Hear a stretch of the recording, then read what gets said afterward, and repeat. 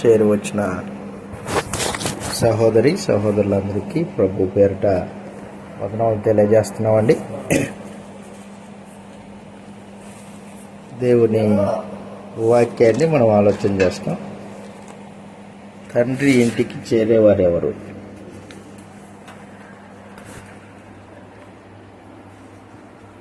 తండ్రి ఇంటికి చేరేవారు ఎవరు?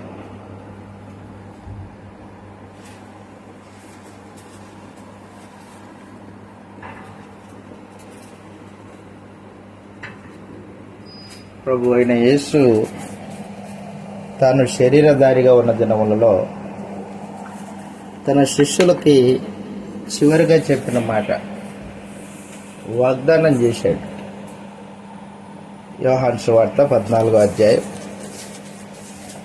మొదటి వచనం నుండి మనం చదివితే లేఖన భాగాలు ఇలాగున్నాయి. యోహాను గారు రాసిన సువార్త 14వ అధ్యాయం 1వ వచనం నుండి, మీ హృదయములను కలవరపడనీయకుడి, దేవుని యందు విశ్వాసముంచుచు ఉన్నారు, నాయందును విశ్వాసముంచుడి. నా తండ్రి ఇంట అనేక నివాసములు కలవు, లేకపోతే మీతో చెప్పుదును. నేను మీకు స్థలం సిద్ధపరచ వెళుచున్నాను అన్నాడు. తండ్రి ఇల్లు అంటే దేవుని ఇల్లు. ఏటి దేవుని ఇల్లు? ప్రభువైన యేసు దేవుని ఇల్లు అని మాట్లాడిన ఈ సందర్భం పరలోకము దేవుని ఇల్లు. దేవుడు నివసించే చోటు పరలోకం, దేవుని ఇల్లు. నా తండ్రి ఇంట అనేకమైన నివాసాలు ఉన్నాయి. పరలోకంలో అనేకమైన నివాసాలు కట్టబడ్డాయి. ఆ నివాసాలని కట్టింది దేవుడే. ఎప్పటి నుంచి కడుతున్నాడంటే జగదుత్పత్తి మొదలుకొని ఆ నివాసాలని నిర్మిస్తూనే ఉన్నాడు. మత్తయి సువార్త 25వ అధ్యాయం మత్తయి సువార్త 25వ అధ్యాయంలో ఆ నివాసాలు ఎప్పటి నుంచి నిర్మిస్తున్నాడు దేవుడు అంటే జగదుత్పత్తి మొదలుకొని జగత్తుకి పునాదులు వేసినప్పటి నుంచి దేవుడు తనతో పాటు నివసించే వారి కొరకు స్థలాలను ఏర్పాటు చేస్తున్నాడు. మత్తయి సువార్త 25వ అధ్యాయం మత్తయి సువార్త 25వ అధ్యాయం 25వ అధ్యాయము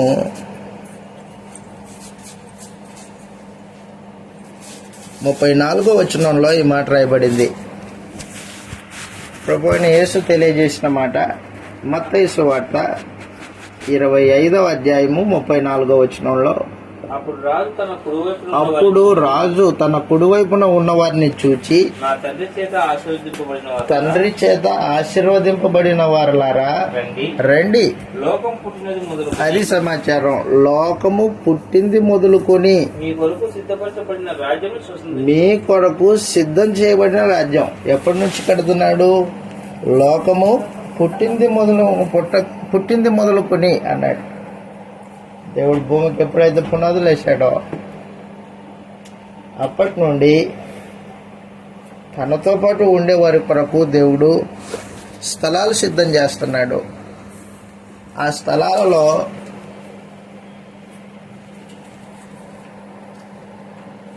యేసుక్రీస్తు వారి యందు విశ్వాసం ఉంచిన వారికి కేటాయిస్తాడు.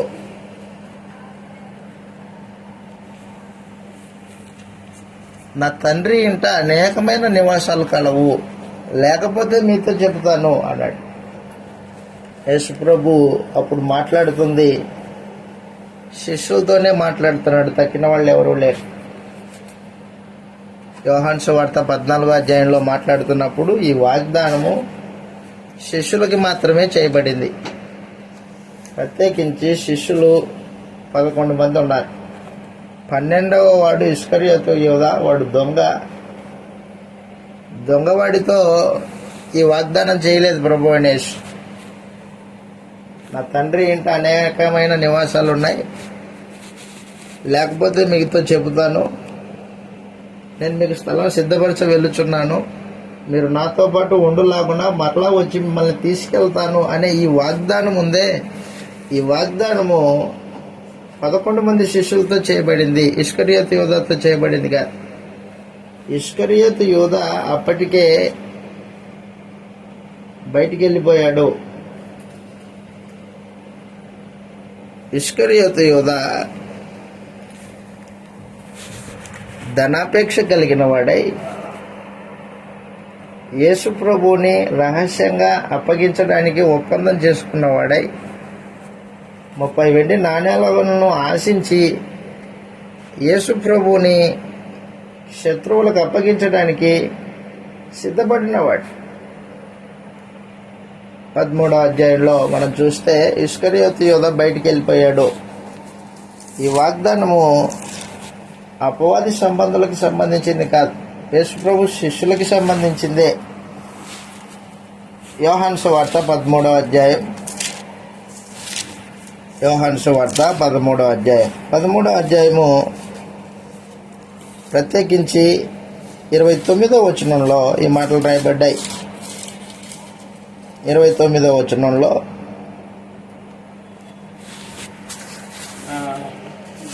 డబ్బు సంచి యూదా యొద్ద ఉండెను గనుక పండగకు తమకు కావలసిన వాటిని కొనమని ఏమన్నా చెప్పినా అని అనుకుంటున్నారు. 30వ వచనం, వాడు ఆ ముక్క పుచ్చుకొని వెంటనే బయటికి వెళ్ళను, అప్పుడు రాత్రి వేళ. అది సమాచారం. వాడు వెళ్ళిన తర్వాత ఏసు ఇట్లా అన్నాడు. కాబట్టి వాడు వెళ్ళిపోయిన తర్వాత చెప్పిన సమాచారం ఇది, వాడు ఉన్నప్పుడు చెప్పింది కాదు. కాబట్టి తండ్రి ఇల్లు వాగ్దానం చేయబడింది యేసు ప్రభు యొక్క శిష్యులకి. తండ్రి ఇల్లు వాగ్దానం చేయబడింది ఎవరికి? శిష్యులకి.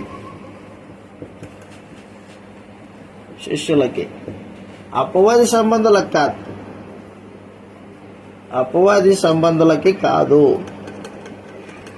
అపవాది సంబంధి ఇస్కరియోతు యూదా అక్కడ వాడితో ఈ వాగ్దానం చేయలేదు ప్రభు అనేష్. ఎవరికి తండ్రి ఇల్లు వాగ్దానం చేశాడు ప్రభు అనేష్ అంటే తన శిష్యులకి వాగ్దానం చేశాడు. 14వ అధ్యాయం 6వ వచనం, యోహాను సువార్త 14వ అధ్యాయం 6వ వచనంలో ఈ మాట రాయబడింది. ఆయన శిష్యులు ఆయన మార్గంలో నడిచేవాళ్ళు. యోహాను సువార్త 14వ అధ్యాయము 6వ వచనంలో యేసు నేనే మార్గమును సత్యమును జీవమును, నా ద్వారానే తప్ప ఎవడునూ తండ్రి యొద్దకి రాలేడు. అది తండ్రి ఇంటికి వెళ్ళాలంటే యేసు ప్రభు ఓకే చెప్పాలా. యేసు ప్రభు జెండా ఊపితేనే ఒకడు పరలోకంలో తండ్రి యొద్దకి వెళ్తాడు. యేసు ప్రభు అనుమతి లేకోకుండా ఎవడే తండ్రి ఇంటికి వెళ్ళడానికి అవకాశము లేదు. కాబట్టి యేసు ప్రభు అనుమతి పొందిన వాళ్ళు శిష్యులు ఆయన్ని వెంబడించే వారికి, ఆయనను సేవించే వారికి వాగ్దానం చేశాడు తండ్రి ఇంటిని. వెంబడించాలి, కొద్ది కాలం వెంబడించడం కాదు, మరణం వరకు వెంబడించాలి. మరణం వరకు వెంబడించే వారికి వాగ్దానం చేయబడింది. శిష్యులకి వాగ్దానం చేయబడింది. ఎవరు శిష్యులు? అందరూ శిష్యులు కాదు. వెంట తిరిగినంత మాత్రాన మనుషుడు శిష్యుడు కాదు. అనేక మంది అభిమానులు ఉన్నారు యేసు ప్రభుకి అభిమానులు ఉన్నారు, శిష్యులు కాదు. అభిమాని వేరే, శిష్యుడు వేరే. శిష్యుడు ఎలాంటి వాడంటే, దయచేసి గుర్తుపెట్టుకో, శిష్యుడు గురువుని వెంబడించేవాడు, గురువు యొక్క అడుగుజాడల్లో నడుచుకునేవాడు. అతడు శిష్యుడు. యోహాను సువార్త 12వ అధ్యాయంలో యేసు ప్రభు నిత్య జీవానికి వెళ్ళేవారు ఎవరో చెప్పాడు. యోహాను సువార్త 12వ అధ్యాయం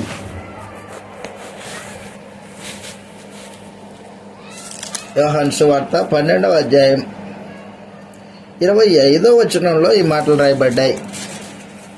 యోహాను సువార్త 12వ అధ్యాయం 25వ వచనంలో శిష్యులు ప్రాణాన్ని ప్రేమించేవాడు శిష్యుడు కాదు. చదువుతాం ఇలాగ రాయబడింది. ప్రాణమును ప్రేమించేవాడు అది సమాజం. తన ప్రాణమును ప్రేమించేవాడు దాన్ని పోగొట్టుకుంటాడు. ఈ లోకంలో తన ప్రాణమును ద్వేషించేవాడు. ఈ లోకంలో భూమి మీద బతికే ఈ జీవిత దినాల్లో తన ప్రాణాన్ని ఎవడైతే ద్వేషిస్తాడో వాడు దాన్ని కాపాడుకుంటాడు అన్నాడు. ప్రాణాన్ని ప్రేమించేవాడు పోగొట్టుకుంటాడు. ఎక్కడ పోగొట్టుకుంటాడు? పాతాళ లోకంలో పోగొట్టుకుంటాడు. ప్రాణాన్ని ప్రేమించేవాడు పాతాళ లోకంలో తన ఆత్మను పోగొట్టుకుంటాడు. పాతాళ లోకంలో శాశ్వత కాలము దేవుని ఉగ్రత ఉంటుంది. చదువుతాం. అక్కడ అంటున్నాడు 25వ వచనంలో, తన ప్రాణమును ప్రేమించువాడు దానిని పోగొట్టుకొనును. ఈ లోకంలో తన ప్రాణమును ద్వేషించువాడు నిత్య జీవం కొరకు దానిని కాపాడుకొనునని మీతో నిశ్చయముగా చెప్పుచున్నాను. నిత్య జీవానికి ఎవరు పోతారంట? ప్రాణాన్ని ద్వేషించేవాడు పోతాడు. ప్రశ్న, మీరు ప్రాణాన్ని ప్రేమిస్తున్నారా, ద్వేషిస్తున్నారా? ప్రాణాన్ని ప్రేమించే వాళ్ళు ఎలాగుంటారు? ప్రాణాన్ని ద్వేషించే వాళ్ళు ఎలాగుంటారు? ప్రాణాన్ని ప్రేమించేవాడు ఏం చేస్తుంటాడంటే సుఖభోగాల కోసం పరిగెత్తుతుంటాడు. శ్రమానుభవం తనకు రాకూడదు అనుకుంటాడు. ఏ ఇబ్బంది, ఇరుకు తన జీవితంలో రాకూడదు అనుకుంటాడు ప్రాణాన్ని ప్రేమించేవాడు ఇంకా ఏం చేస్తాడంటే తన ప్రాణంతో మాట్లాడుతాడు. చదువుతాం. ఇలాగ రాయబడింది లూకాసు వార్త 12వ అధ్యాయం. లూకాసు వార్త 12వ అధ్యాయంలో ధనవంతుడు ఒకడున్నాడు. ప్రభు అయిన యేసు చెప్పాడు, ఉపమానం తెలియజేశాడు. తన ప్రాణంతో మాట్లాడుకుంటున్నాడంట. విస్తారమైన పొలం పండింది. 12వ అధ్యాయం లూకాసు వార్త 12వ అధ్యాయము ప్రత్యేకించి 15వ వచనం నుండి చదువుతాం. ప్రాణాన్ని ప్రేమించేవాడు డబ్బు పోగేసుకుంటాడు. లూకాసు వార్త 12వ అధ్యాయము 16వ వచనం 15వ వచనం. లూకాసు వార్త 12వ అధ్యాయం 15వ వచనంలో ఆయన వారితో ఎవరితో? శిష్యులతోనూ అక్కడున్న ప్రజలతోనూ ఏ విధమైన లోభమునకు ఎడమియక జాగ్రత్త పడండి. అది సమాచారం. కలిమి విస్తరిస్తే జీవానికి మూలం కాదు. జీవము ఆత్మకు సంబంధించింది, ప్రాణము శరీరానికి సంబంధించింది. ప్రాణాన్ని ప్రేమించేవాడు జీవాన్ని కోల్పోతాడు. కలిమి విస్తరిస్తుందంటే వాడి ఆత్మ సంబంధమైన జీవితానికి లోటు కలుగుతుంది అని అర్థం. కలిమి విస్తరించటం వలన వాని జీవమునకు మూలము కాదు అనేను. మరియు ఆయన వారితో ఈ ఉపమానం చెప్పాను. ఒక ధనవంతుని భూమి సమృద్ధిగా పండెను. అప్పుడు అతడు నా పంట సమకూర్చుకొనుటకు నాకు స్థలం చాలదు గనుక నేనేమి చేతునని అది తనలో తాను ఆలోచన చేసుకుంటున్నాడంట.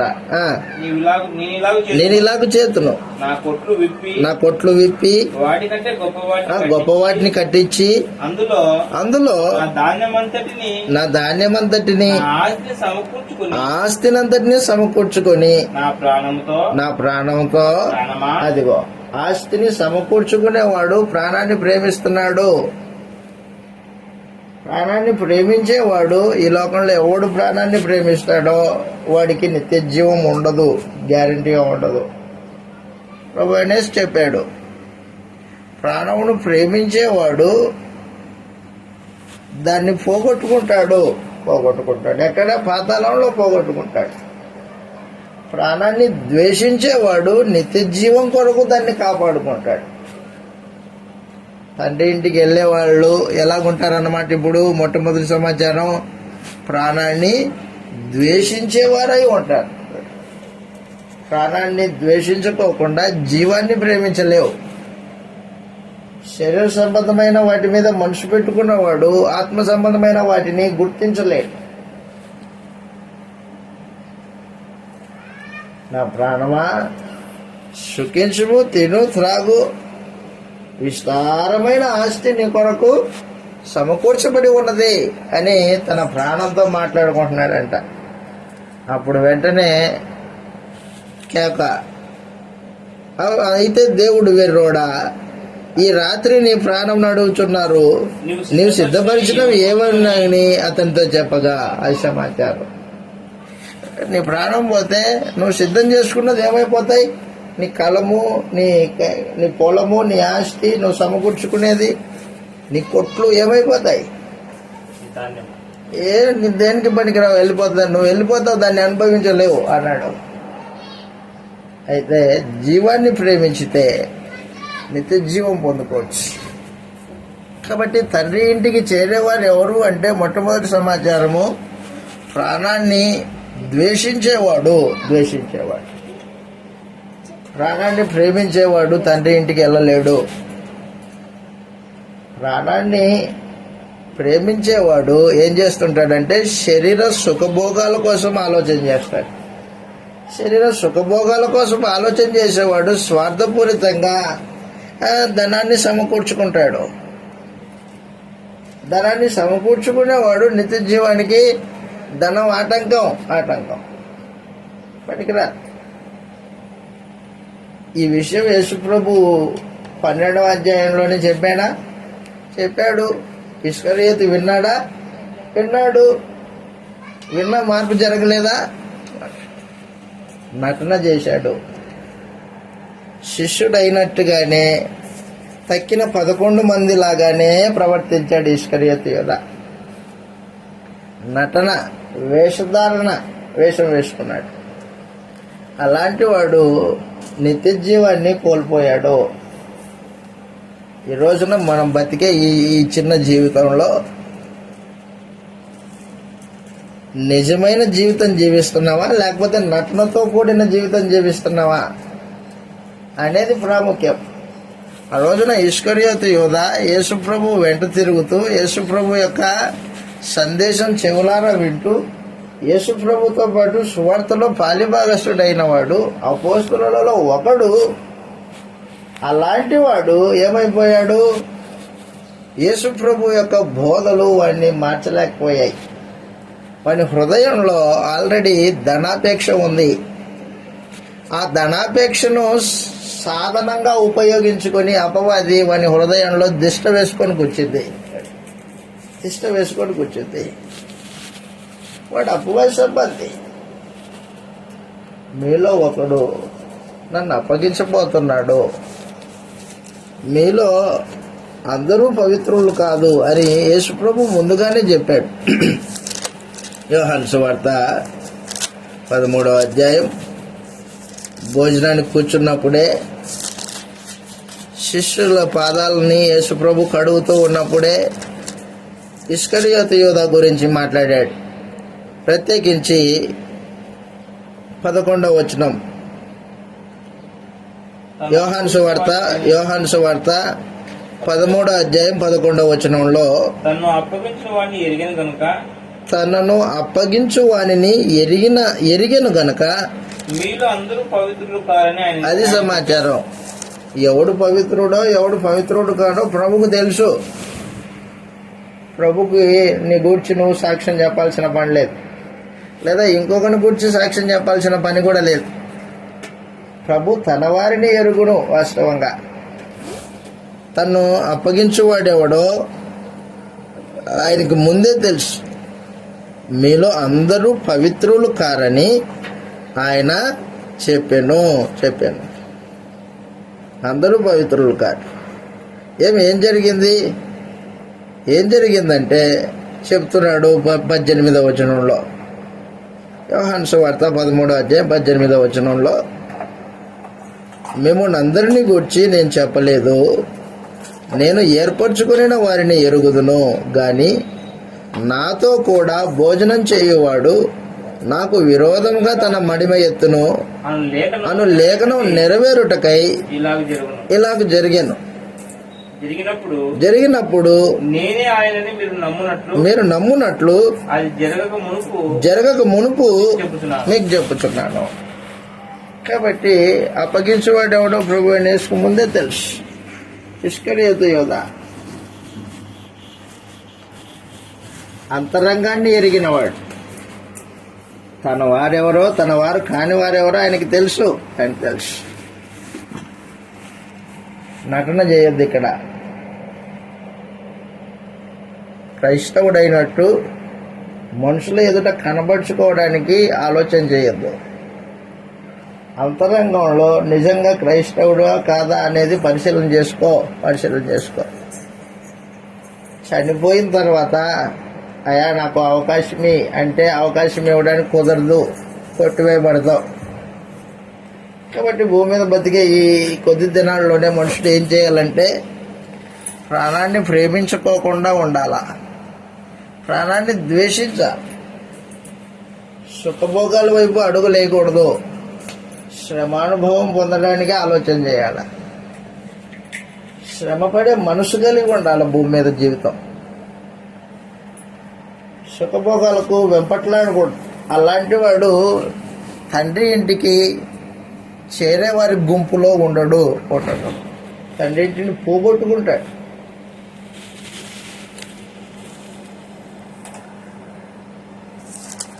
ప్రభు అయిన యేసు ముందుగానే చెప్పేశాడు ఆ విషయాన్ని. రెండవది, తండ్రి ఇంటికి చేరాలంటే నువ్వు భూమి మీద బతికే ఈ దినాల్లో క్రీస్తు యేసు సహవాసాన్ని కోరుకోవాలా.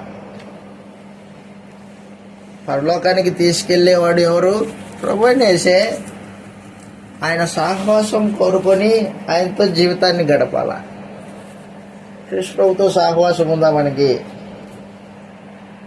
పరమందున దేవుడు ఏం చేశాడంటే యేసుక్రీస్తు విశ్వాసం ఉంచిన ప్రతి వారిని తన కుమారుని యొక్క సహవాసానికి రానిచ్చాడు. చూద్దాం ఎలాగ రాయబడింది. కొరింథీయులకు రాసిన మొదటి పత్రిక 1వ అధ్యాయం 9వ వచనంలో, తండ్రి ఇంటికి చేరేవారెవరు అంటే రెండవ విషయం క్రీస్తు సహవాసంలో ఉన్నవాళ్ళు. క్రీస్తు సహవాసంలో ఉన్నవాళ్ళు తండ్రి ఇంటికి చేరుతారు.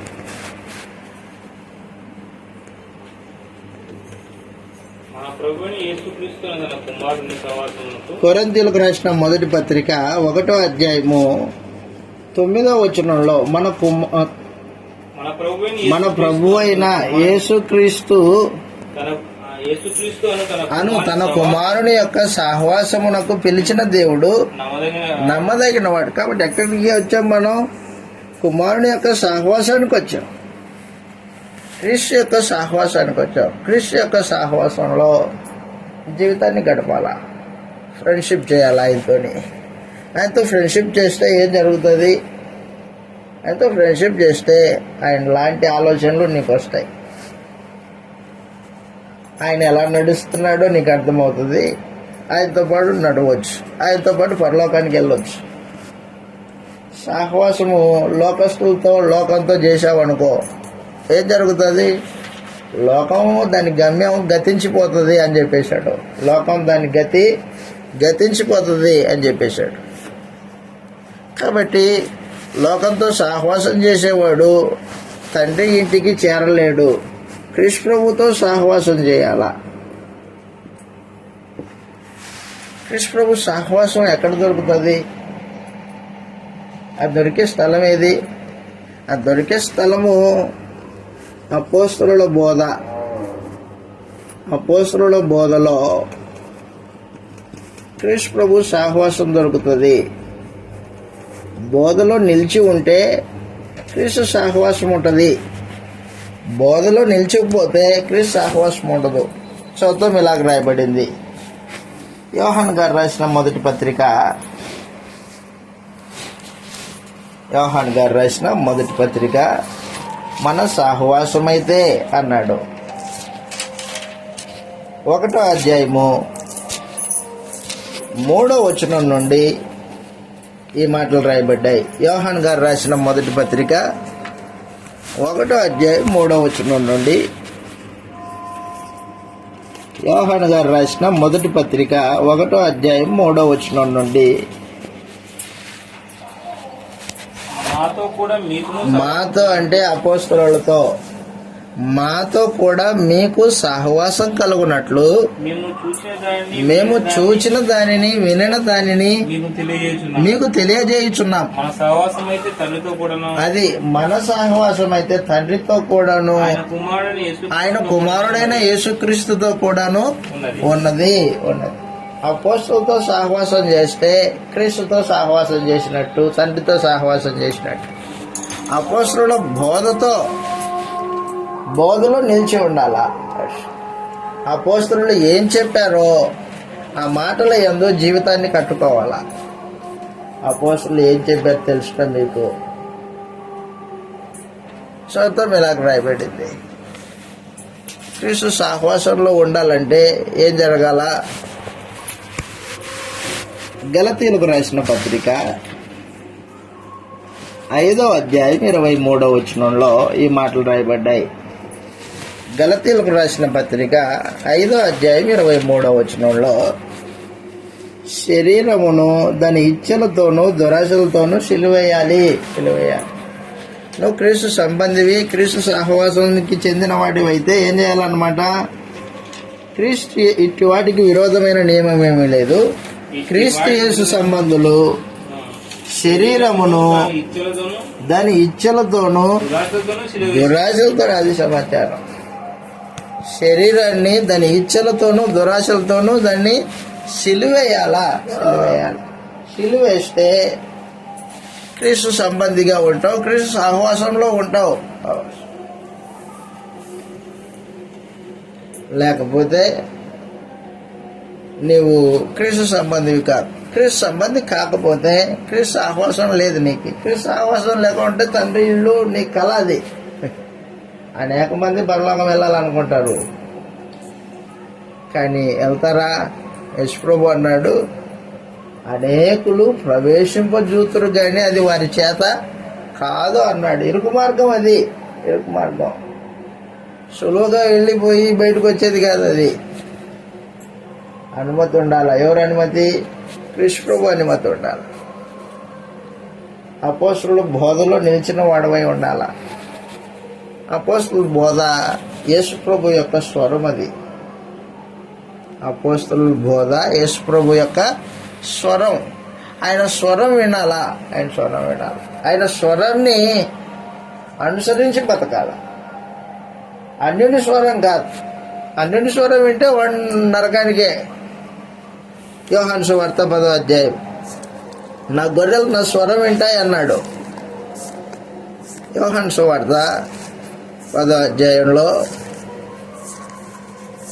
యేసు ప్రభు స్వరం ఏంటో, అన్యుని స్వరం ఏంటో ఎరిగి ఉండాల. ఎరిగి యేసు ప్రభు యొక్క స్వరం ఎరిగి ఆ స్వరం ప్రకారంగా జీవితాన్ని మలుచుకోవాలి. యోహాను సువార్త 10వ అధ్యాయము, యోహాను సువార్త 10వ అధ్యాయం 1వ వచనం నుండి, గొర్రెలు దొడ్డి ద్వారములో ప్రవేశింపక, గొర్రెల దొడ్డిలో ద్వారమున ప్రవేశింపక వేరొక మార్గంలో ఎక్కువాడు, వేరొక మార్గమున ఎక్కువాడు, దొంగయు దోచుకున్నవాడే ఉన్నాడు. దొంగ దోచుకునేవాడై ఉంటాడు. ద్వారమున ప్రవేశించువాడు అది సమాచారం. ద్వారమున ప్రవేశించువాడు గొర్రెల కాపరి, అతనికి ద్వారపాలకుడు తలుపు తీయును. గొర్రెలు అతని స్వరం వినును. అది సమాచారం. గొర్రెలు అతని స్వరం వింటాయి. అతను తన సొంత గొర్రెలను పేరు పెట్టి పిలిచి సొంత గొర్రెల్ని పేరు పెట్టి పిలుస్తాడు. వాటిని వెలుపలికి నడిపించును. అది సమాచారం. పేరు పెట్టి పిలుస్తాడు. తన గొర్రెలు ఎవరో, తన గొర్రెలు కానివాడు ఎవరో ఆయనకు బాగా తెలుసు. శరీరమును దాని ఇచ్చలతోనూ దురాశలతోనూ సిలివేసిన వాళ్ళు ఆయన గొర్రెలు. ఆయన స్వరం విన్నారు వాళ్ళు. లేదు, శరీరము దాని ఇచ్చలు కోరికలు అలాగే ఉన్నాయి. క్రైస్తవుడు అంటున్నాడు, శిష్యుడు అంటున్నాడు, నేను కూడా యేసు ప్రభు గొర్రెనే అయ్యా అంటున్నాడు. వాడి మాట నమ్మొద్దు, వాడు మోసగాడు. నువ్వు యేసు ప్రభు స్వరాన్ని ఎరిగిన వాడవైతే ఏం చేయాలా? శరీరమును దాని ఇచ్చలతోనూ దురాశలతోనూ సిలివేసి ఉండాలా. అప్పుడు నువ్వు క్రీస్తు సంబంధివి. రెండో సమాచారం దీంట్లో, క్రీస్తు యేసు సంబంధులు దుర్నీతిలో నుండి తొలగిపోతారు, దుర్నీతిలో నిల్చుండరు. తిమోతికి రాసిన మొదటి పత్రిక 2వ అధ్యాయంలో అపోస్తలుడైన పౌలు క్షమించండి 2వ పత్రిక, తిమోతికి రాసిన 2వ పత్రిక 2వ అధ్యాయం 19వ వచనంలో ఈ మాట రాయబడింది. తిమోతికి రాసిన 2వ పత్రిక 2వ అధ్యాయం 19వ వచనంలో, ఆయనను దేవుని యొక్క స్థిరమైన పునాది నిలకడగా ఉన్నది,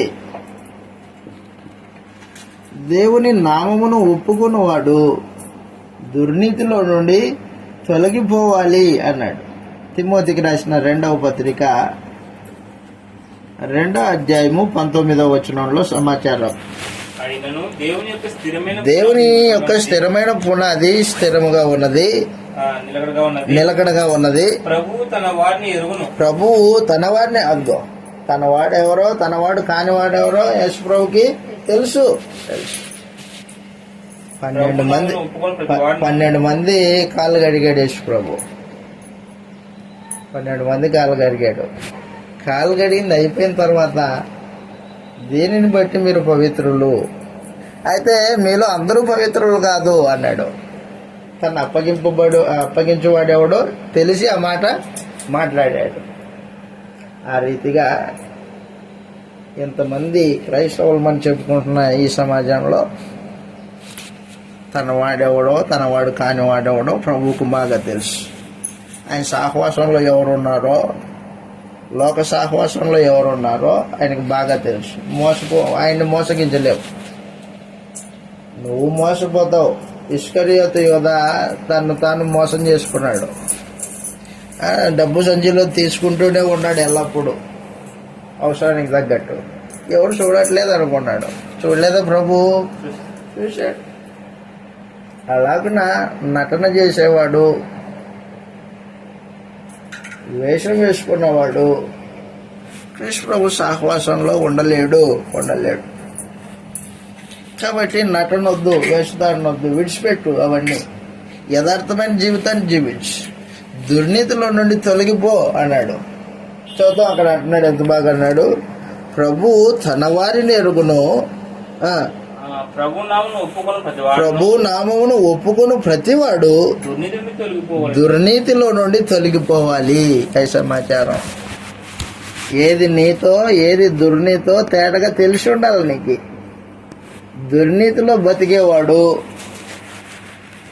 క్రీస్తు సహవాసంలో లేడు, నటన చేస్తున్నాడు.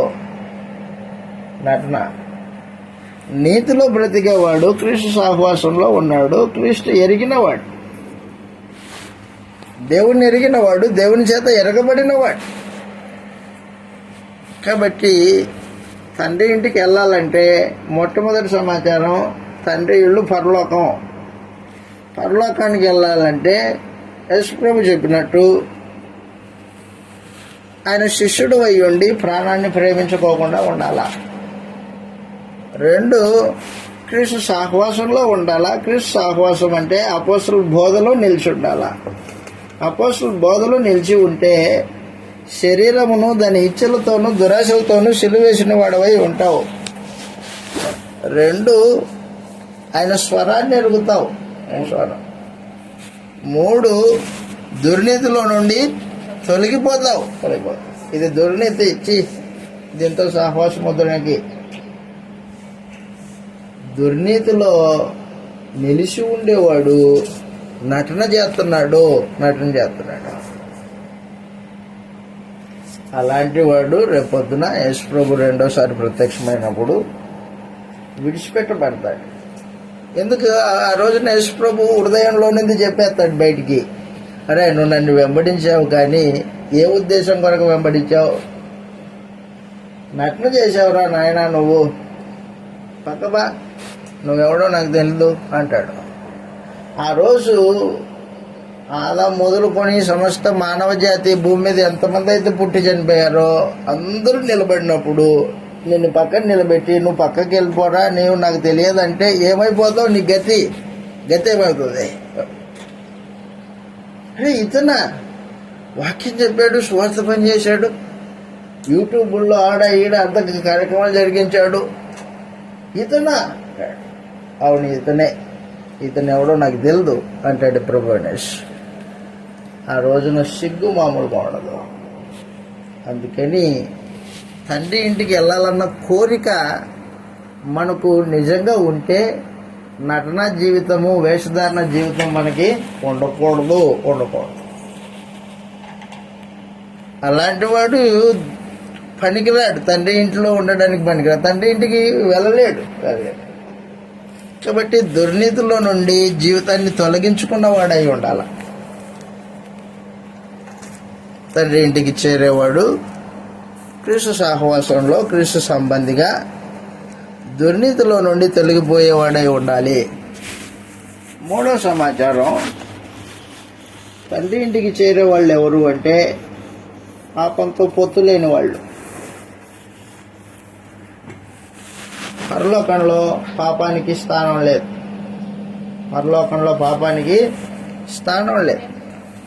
కాబట్టి పరలోకానికి వెళ్ళాలంటే నువ్వు పాపంతో పొత్తు లేకోకుండా బతకాలి. పాపంతో పొత్తు లేకుండా బ్రతకాలి. రోమీయులకు రాసిన పత్రిక 6వ అధ్యాయం. రోమీయులకు రాసిన పత్రిక 6వ అధ్యాయము 6వ వచనం నుండి 12వ వచనం వరకు లేఖన భాగం చదువుతాం. పాపంతో పొత్తు లేకుండా బతికేవాడు పరలోక సంబంధి. పరలోకంలో ఏ వాతావరణం ఉంటుందో ఆ వాతావరణం భూమి మీదనే బతుకుతున్నాడు అతని. ఏమనగా మనమిక పాపమునకు దాసులం కాకుండానట్లు, పాప శరీరము నిరర్ధకమగునట్లు ప్రాచీన స్వభావం, పాత బుద్ధి, అది బాప్తిస్మంలో యేసు ప్రభుతో పాటు మనము సిలువేశాం. ఆయన సిలువేయబడ్డాడు, ఆయనతో పాటు మన ప్రాచీన బుద్ధి, పాత బుద్ధిని కూడా సిలువేశాం. చనిపోయినవాడు పాపంతో పొత్తు లేనివాడు, పాప విముక్తుడని తీర్పు పొంది ఉన్నాడు. క్రీస్తుతో పాటు చనిపోయిన ఎడల ఇక చనిపోడని, మరణ ప్రభుత్వం ఆయన మీద లేదని ఎరిగి ఆయనతో కూడా జీవించుదామని నమ్ముచున్నాము. అది సమాచారం. ఆయనతో సహవాసం చేస్తూ ఉంటే పాపంతో పొత్తు లేకుండా ఉంటుంది. ఆయనతో పాటు జీవిస్తున్నాం, యేసు ప్రభుతో పాటు బతికున్నాం మనం. ఏలయనగా ఆయన చనిపోడు చూడగా పాపం విషయమే చనిపోయాను పాపం విషయమే ఒక్కసారి చనిపోయాను గాని ఆయన జీవించుట చూడగా దేవుని విషయమే జీవించుచూ ఉన్నాడు. అటువలే మీరును పాపం విషయమే మృతులుగాను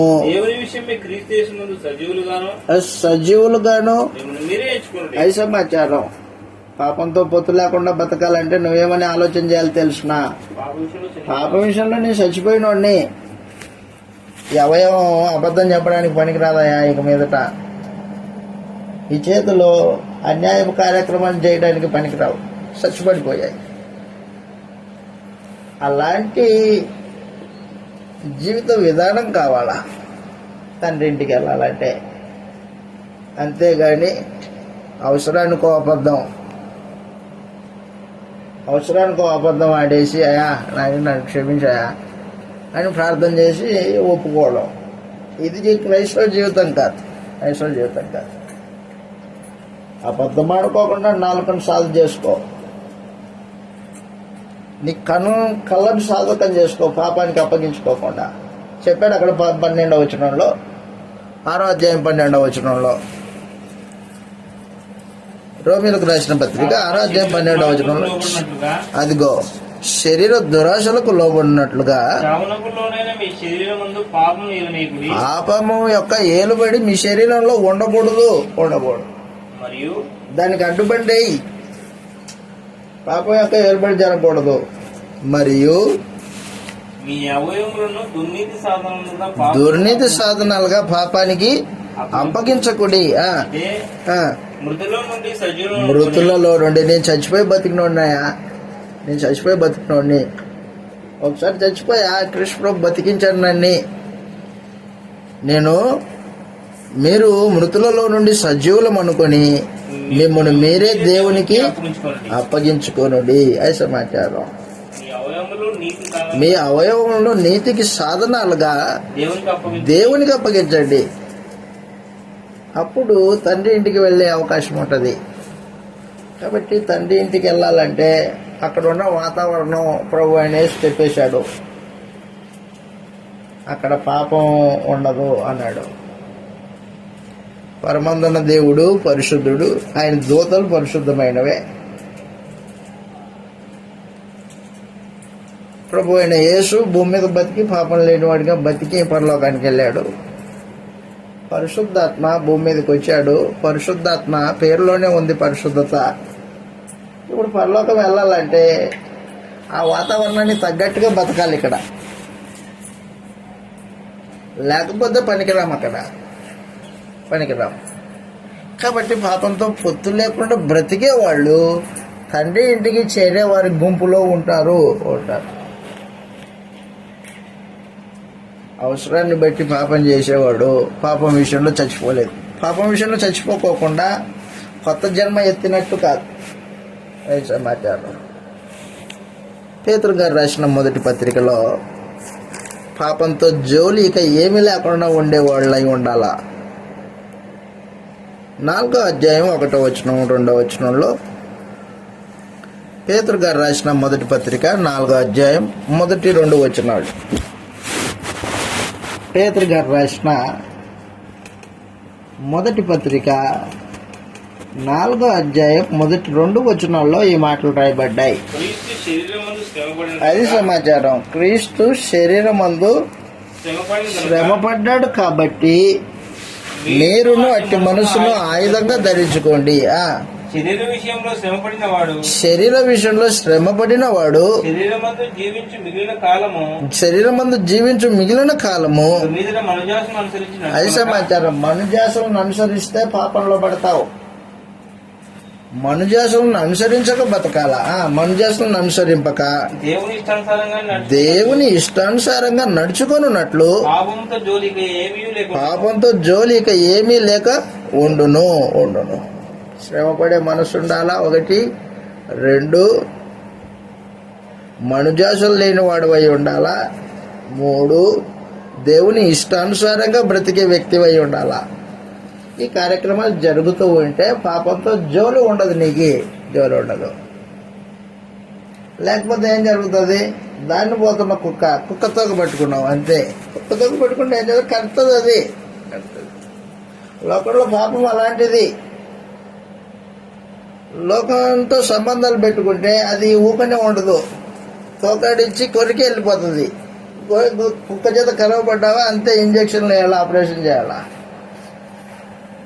పనికిరాదు. ఆ రీతిగా పాపంతో పొత్తు లేకుండా జీవితాన్ని కొనసాగించడం అనేది తండ్రి ఇంటికి వెళ్లే వారి జీవన శైలి అది. పాపంతో పొత్తు లేకుండా బతుకుతూ ఉంటే పాపం మనల్ని హింస పెట్టడానికి పూనుకుంటుంది, హింసిస్తుంది, అవమానిస్తుంది. అయితే ఏం చేయాలా? ఓడ్చుకోవాలా, దాన్ని ఎదిరించాలా. ఎంతవరకు? రక్తం కారునంతగా పాపాన్ని ఎదిరించాలా. ఎవరు నేర్పించారు ఈ పోరాట ప్రతిమని? ప్రభునేష్ నేర్పించాడు. పాపానికి నువ్వు లోబడకపోతే పాపం ఏం చేస్తుందంటే నీ మీద దాడి చేస్తుంది, అపనిందలేస్తుంది, అవమానిస్తుంది, హింసిస్తుంది. ఆ తర్వాత ఆ హింసకు కూడా లోబడకపోతే నిన్ను చంపడానికైనా భయపెడుతుంది. చదువుతూ ఇలాగ రాయబడింది ఏప్రిల్కు రాసిన పత్రిక 12వ అధ్యాయం 2వ వచనంలో ఈ మాట రాయబడింది. 2-3 వచనాలు చదువుతాం. హెబ్రీయులకు రాసిన పత్రిక 12వ అధ్యాయము 2-3 వచనాలలో, ప్రతి భారమును సులువుగా చిక్కులు పెట్టు పాపమును విడిచిపెట్టి విశ్వాసమునకు కర్తయు దాన్ని కొనసాగించేవాడినైన యేసు వైపు చూచుచు. హెబ్రీయులకు రాసిన పత్రిక 12వ అధ్యాయం సమూహం మేఘములే మనల్ని ఆవరించినందున 2వ వచనంలో మనము కూడా ప్రతి భారమును సులువుగా చిక్కులు పెట్టు పాపమును విడిచిపెట్టి విశ్వాసమునకు కర్త ప్రభు అయిన యేసు దాన్ని కొనసాగించువాడైన యేసు వైపు చూచుచు. మన ఎదుట పందెం ఉంచబడింది, ఓపికతో పరిగెత్తుదాం. ఓపిక అవసరం. ఆయన తన ఎదుట ఉంచబడిన ఆనందం కొరకై అవమానాన్ని నిర్లక్ష్యం చేశాడు, శిలువను సహించాడు, దేవుని సింహాసనం యొక్క కుడిపార్శ్వమున ఆసీనుడై ఉన్నాడు.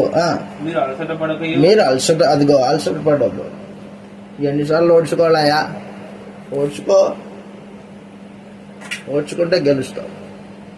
అలసట పడక మీ ప్రాణాలు విసుకక ఉండునట్లు పాపాత్ములు తనకు వ్యతిరేకంగా చేసిన తిరస్కారమంతయు ఓడ్చుకొని ఆయనను అది సమాచారం. నీకు కలిగిన అవమానం కంటే ఘోరమైన అవమానం యేసుప్రభుకు కలిగింది. ఆయన చేసిన సూచక్రియలు చూసి, ఆయన వడ్డించిన అన్నపానాలు తిని సిలువై సిలువై అని కేకలేసింది ఆ నోరే. రే, నా అన్నం తిని నన్నే తిడతావా అంటాం మనం, ఏదో 2 పూట్ల భోజనం పెట్టి. ప్రభు అయిన యేసు 5,000 మందికి భోజనాలు పెట్టాడు. వారి మధ్యలో అద్భుతాలు చేశాడు, సూచక్రియలు చేశారు. చేస్తే ఆ జనులు యేసుప్రభుకి జైలు పలికారు. రాజు వస్తున్నాడు అని ఆయన ఎదుట తమ వస్త్రాలని పరిచారు. నీరాజనం యేసుప్రభుకి. ఆ నీరాజనమే సిలువ వేయబడేటప్పుడు ఎవడు లేడు దగ్గర. ఎంత అవమానం! ఏ యేసైతే రాజుని కేకలేశారో ఆ యేసుని అవమానపరుస్తుంటే ఒకడు ముందుకు రాలా. ఆ నోరులే యేసుప్రభుని సిలువ వేయడానికి కేకలేశాయి. అంత అవమానాన్ని ఎదుర్కొన్నవాడు ప్రభు గణేష్. సిలువను సహించి పాపాత్ములు తనకు వ్యతిరేకంగా చేసే తిరస్కారం అంతా ఓడ్చుకొని కాబట్టి పాపాన్ని ఎదిరించడం అనేది మామూలు సంగతి కాదు. పాపాన్ని ఎదిరించలాగే ఆదాం పండు తిన్నాడు. పాపాన్ని ఎదిరించలేక ఆదాం ఏం చేశాడు? పండు తిన్నాడు. దేవుని ఆజ్ఞని పక్కన పెట్టాడు. హేబేలు నీతి కొరకు హింసింపబడిన వాడు. ఆ రీతిగా మనము పాపాన్ని ఎదిరించడంలో రక్తం కారణంతగా పోరాటం చేయాలన్నాడు. రక్తం కారణంతగా. కొద్దిసేపు పెనుగులాడితే పోతుంది పాపం. ఏం చేయాలి? దాన్ని రక్తం కారణంతగా పోరాటం చేయాలి అన్నాడు. చూద్దాం, అక్కడ రాయబడింది 4వ వచనంలో, హెబ్రీయులకు రాసిన పత్రిక 12వ అధ్యాయం 4వ వచనంలో, మీరు పాపముతో పోరాడుటలో రక్తం కారునంతగా ఇంకా దానిని ఎదిరింపలేదు. మరియు నా కుమారుడా, ప్రభు చేయు శిక్షను తృణీకరింపకము, ఆయన నిన్ను గద్దించినప్పుడు విసుకకుము. ప్రభు తాను ప్రేమించు వారిని శిక్షించి తాను స్వీకరించు ప్రతి కుమారుణ్ణి దండించును అని కుమారులతో సంభాషించినట్లు మీతో సంభాషించు ఆయన హెచ్చరికను మరిచితిరి అని చెప్పేశాడు. కాబట్టి దయచేసి గుర్తుపెట్టు, పాపంతో పోరాటం రక్తం కారణంతగా. తండ్రి ఇంటికి ఎవరు వెళ్తారు? నేను వస్తానండి. నేను వస్తావా? వచ్చేవాడు అయితే నీ జీవితము నటన లేని జీవితం అయి ఉండాలా, వేషధారణ లేని జీవితం అయి ఉండాలా. ఇష్కరియోతు యూదా లాంటి జీవితం కాకూడదు. నీది వాస్తవమైన బతుకై ఉండాలి. ప్రాణాన్ని ద్వేషించేవాడవై ఉండాలి. 2, క్రీస్తు సహవాసంలో ఉండాలా, క్రీస్తు సంబంధిగా క్రీస్తు పక్షాన్ని నిలిచి ఉండాలి. 3, పాపంతో పొత్తు లేకుండా బతకాలా. ఇలాంటి వారికి దేవుడు నిత్య జీవాన్ని అనుగ్రహిస్తాడు. 4వ సమాచారము, నిత్య జీవానికి ఎవరికి ఇస్తాడంటే సత్క్రియలు చేసేవాడికి ఇస్తాడు. సత్క్రియలు ఓపిక చేసేవాడికి నిత్య జీవం ఇస్తాడు. చదువుతాం, ఇలాగ రాయబడ్డాయి. రోమీలకు రాసిన పత్రిక 2వ అధ్యాయంలో ఈ మాటలు రాయబడ్డాయి. రోమీలకు రాసిన పత్రిక 2వ అధ్యాయం 7వ వచనంలో,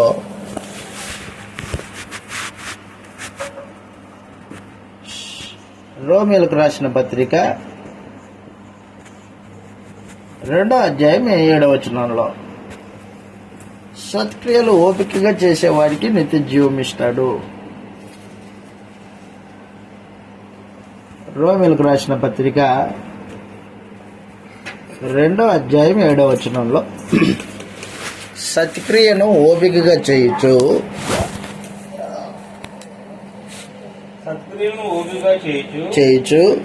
మహిమను ఘనతను అక్షయతను వెదుకు వారికి అది సమాచారం. నిత్యజీవం ఎవరికి ఇస్తాడయా? మహిమను వెతికేవాడు. మట్టిని వెతికే వాళ్ళకి కాదు, మట్టిని పోగేసుకున్న వాళ్ళకి కాదు. లోకంలో వెతుకులాట కలిగి లోకస్తుల్లాగా బతికేవాడికి కాదు. మహిమ, తండ్రి సన్నిధి, దేవుడి సన్నిధి, నిత్య జీవం అనుభవించాలి. దాన్ని వెతకాలి నీ జీవితంలో. మహిమను ఘనతను అక్షయతను వెదుకు వారికి నిత్య జీవమును ఇచ్చును సమాచారం. కాబట్టి దయచేసి గుర్తుపెట్టుకో, మోసపోవద్దు. ఇస్కరియోతు యూదాలాగా బతకొద్దు. ఎవడు చూడట్లేదు కాదు. రేపొద్దున అందరి ఎదుట నీ జీవితాన్ని తేటతెల్లం చేస్తాడు. ఆయన అన్నీ రాసి పెడతాడు. మంచి క్రియలు రాస్తాడు, చెడ్డ క్రియలు రాస్తాడు. నీ తలంపులు ఏ స్థలంలో ఏం ఆలోచన చేసావో రాస్తాడు. అన్నీ అక్కడ ఓపెన్ చేస్తాడు. బుక్ ఓపెన్ చేస్తాడు. బుక్ ఓపెన్ చేస్తే చిట్టగా కనిపిస్తుంది. అరే వీడు వేషం వేసుకొని బతికాడు రా, పక్కన దుబ్బై. అదే యథార్థవంతుడు ఇతడే. నిత్య జీవం అదనమాట. దుర్నీతి సంబంధాలకి నిత్య జీవం ఉండదు. దుర్నీతిలో నుండి తొలగిపోయి నీతిగా బ్రతికేవారు కావాలి. ఆ రీతిగా ఆలోచన చేయవాలని ప్రేమతో మీకు మనవి చేస్తూ, మిమ్మల్ని హెచ్చరిస్తూ ఈ మాటలను నన్ను హెచ్చరించుకోవచ్చు. ఈ మాటలు ఇంతటితో ముగిస్తున్నాను. మీ అందరికీ వందనాలు.